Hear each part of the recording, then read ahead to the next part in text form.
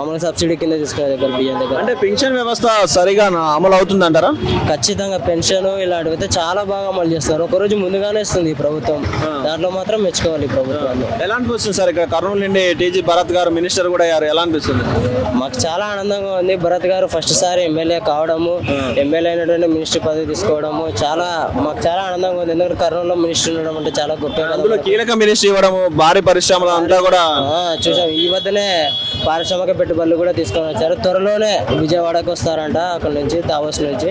ఆ తర్వాత మన ప్రభుత్వం ఏ మాత్రం పెట్టుబడులు తెచ్చిందనేది ప్రాముఖ్యంగా చెప్తామని చెప్పారు. అంటే వాళ్ళే ఇక్కడికి వచ్చి పెట్టుబడులు ఏవే పెట్టారు అనేది అక్కడ దావోస్ నుంచి ఇక్కడికి వస్తారంట. సార్ ఇప్పుడు కర్నూలు అభివృద్ధి ఇప్పుడు ఏ హయాంలో జరిగింది? టీడీపీ హయాంలో జరిగింది అంటారా, కాంగ్రెస్ హయాంలో జరిగింది, లేదంటే వైఎస్ఆర్సీపీ అధికారంలో ఏమన్నా చేశారా?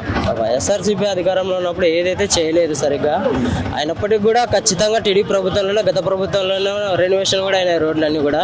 ఈ ప్రభుత్వం జగనన్న పాలన వచ్చినప్పుడు ఏవి మహిళలకు ఇచ్చేటువంటి చేయూత ఇలాంటి పథకాలు కొద్దిగా బాగా అమల్లో ఉన్నాయి. ఈ ప్రభుత్వం కూడా సంక్షేమ పథకాలు మామూలుగా అనౌన్స్ చేసింది, కానీ ఇంకా అమలు పరచలేదు. ఆ పథకాలన్నీ కూడా అమలు పరిస్తే చాలా బాగుంటుందని కోరుకుంటున్నాను. అంటే అభివృద్ధి జరుగుతుంది అనుకుంటున్నారా ఆంధ్రప్రదేశ్?